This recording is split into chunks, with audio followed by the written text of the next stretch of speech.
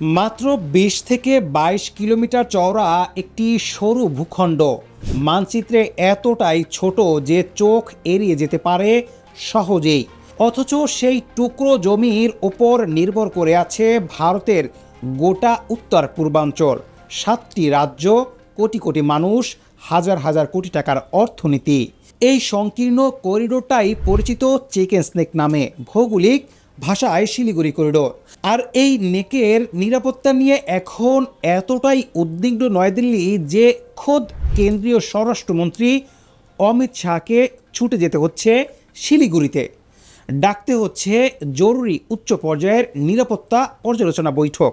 প্রশ্ন হলো, বাংলাদেশের ভেতরে ঘটে চলা দুটো উন্নয়ন প্রকল্প কিভাবে ভারতের রাতের ঘুম কেড়ে নিল, আর কেনই বা একটা রাজ্যের নিরাপত্তা ইস্যুতে সরাসরি নামতে হচ্ছে দেশটির স্বরাষ্ট্রমন্ত্রীকে। প্রশ্ন হচ্ছে, এটা কি? গত শনিবার ১৭ই জুলাই পশ্চিমবঙ্গের শিলিগুড়ির উত্তর কন্যায়, যা পশ্চিমবঙ্গ সরকারের উত্তরবঙ্গ সচিবালয় হিসেবে পরিচিত, সেখানে অনুষ্ঠিত হতে যাচ্ছে অত্যন্ত গুরুত্বপূর্ণ একটি নিরাপত্তা পর্যালোচনা বৈঠক।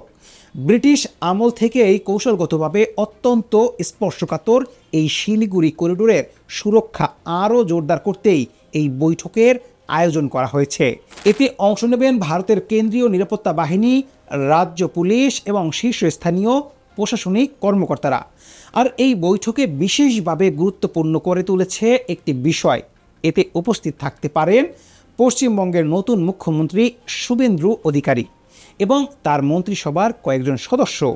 অর্থাৎ এটি নিছক প্রশাসনিক পর্যালোচনা নয়, কেন্দ্র ও রাজ্য সরকারের যৌথ কৌশলগত উদ্যোগ। কিন্তু কেন হঠাৎ এত তোড়জোড়? উত্তরটা লুকিয়ে আছে বাংলাদেশ চীন সম্পর্কের সাম্প্রতিক অগ্রগতির মধ্যে। ভারতীয় বিশেষজ্ঞদের বরাত দিয়ে টেলিগ্রাফ ইন্ডিয়ার একটি প্রতিবেদনে বলা হয়েছে, বাংলাদেশে শেখ হাসিনা সরকারের পতনের পর থেকেই ভারতের নীতি নির্ধারকদের মধ্যে এক ধরনের গভীর ভূ রাজনৈতিক অস্বস্তি তৈরি হয়েছে। কারণ এত বছর ধরে যে সম্পর্কের সমীকরণে ভারত অভ্যস্ত ছিল, ক্ষমতা পরিবর্তনের পর সেই সমীকরণ পুরোপুরি বদলে গেছে। আর সাম্প্রতিক সময়ে বাংলাদেশের প্রধানমন্ত্রী তারেক রহমানের চীন সফর, সেই সফরে তিস্তা নদী ব্যাপক ব্যবস্থাপনা ও পুনরুদ্ধার প্রকল্পে বেইজিংয়ের সঙ্গে যৌথ সম্ভাব্যতা সমীক্ষায় চুক্তি স্বাক্ষর এই উদ্যোগকে বহুগুণ বাড়িয়ে দিয়েছে। কারণ সিকিম ও শিলিগুড়ি করিডোর হয়েই বাংলাদেশে প্রবেশ করেছে তিস্তা নদীর আবহিকা। আর এই এলাকা পুনর্গঠনে চীনা পরিকল্পনাকে দিল্লির নীতি নির্ধারকরা দেখছেন নিজেদের জাতীয় নিরাপত্তার জন্য এক বড় ধরনের ঝুঁকি হিসেবে। এই উদ্যোগের কেন্দ্রে আসলে রয়েছে মূলত দুটো বিষয়। প্রথমত, তিস্তা মহাপরিকল্পনা নিজেই, যেখানে নদীর প্রায় ১০২ কিলোমিটার এলাকা জুড়ে ড্রেজিং, ২ তীরে ২০৩ কিলোমিটার গাইডবাঁধ নির্মাণ আর প্রায় ১৭০ বর্গ কিলোমিটার জমি পুনরুদ্ধারের পরিকল্পনা প্রত্যক্ষভাবে জড়িত থাকছে। এই প্রকল্পের আওতাধীন এলাকা শিলিগুড়ি করিডোরের একেবারে গা ঘেঁষে অবস্থিত হওয়ায় ভারতীয় গোয়েন্দা মহলে এটি নিয়ে আলোচনা তুঙ্গে।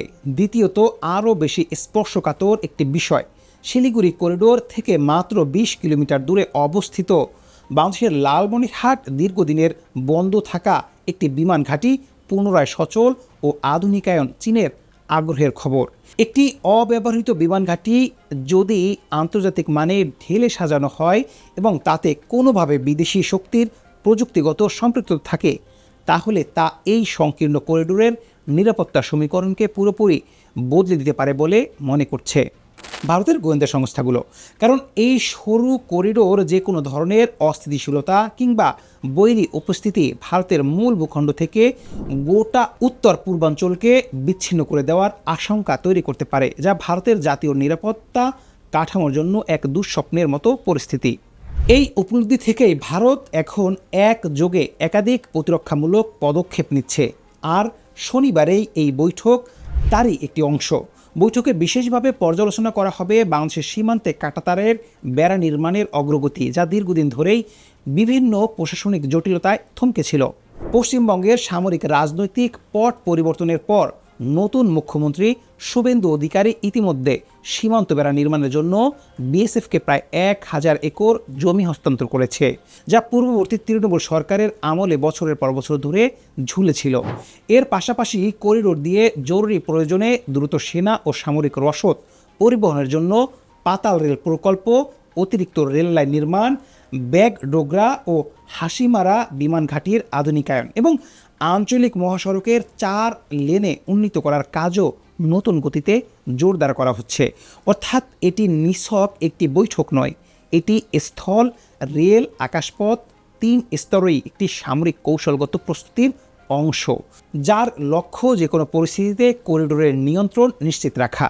এই পুরো পরিস্থিতির পেছনে জড়িয়ে আছে পশ্চিমবঙ্গের নিজস্ব রাজনৈতিক পট পরিবর্তনের গল্প। দীর্ঘ 15 বছরের তৃণমূল কংগ্রেসের শাসনের অবসান ঘটিয়ে চলতি বছরে 9 মে পশ্চিমবঙ্গের নবম মুখ্যমন্ত্রী হিসেবে শপথ নেন বিজেপি নেতা শুভেন্দু অধিকারী।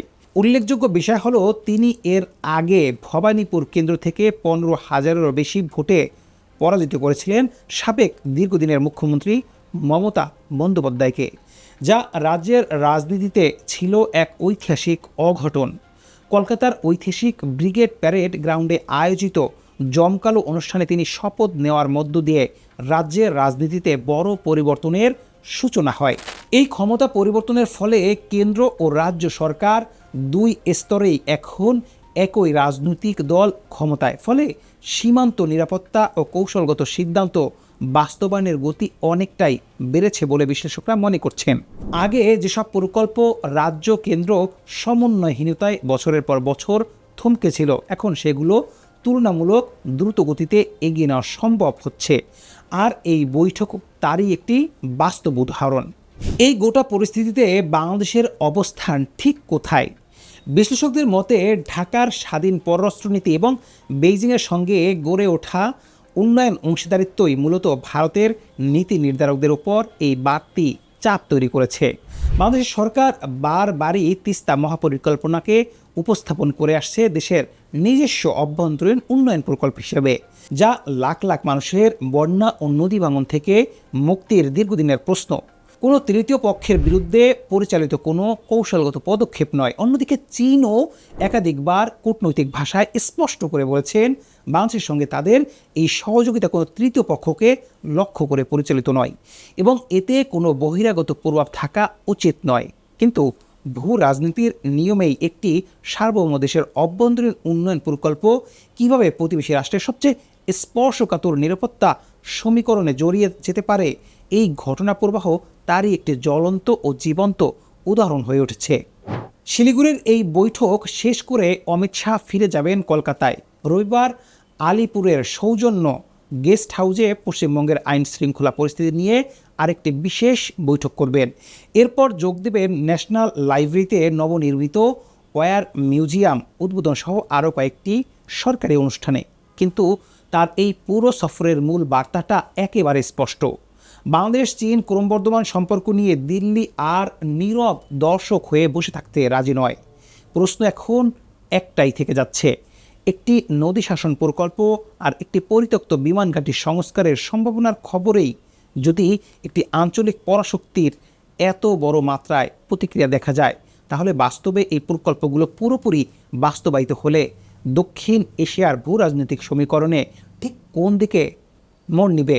আর এই 2 আঞ্চলিক পরাশক্তির মাঝখানে দাঁড়িয়ে বাংলাদেশ কি সত্যি পারবে তার এই স্বাধীন সিদ্ধান্ত আর ভারসাম্যমূলক পররাষ্ট্রনীতি দীর্ঘমেয়াদে অটুট রাখতে?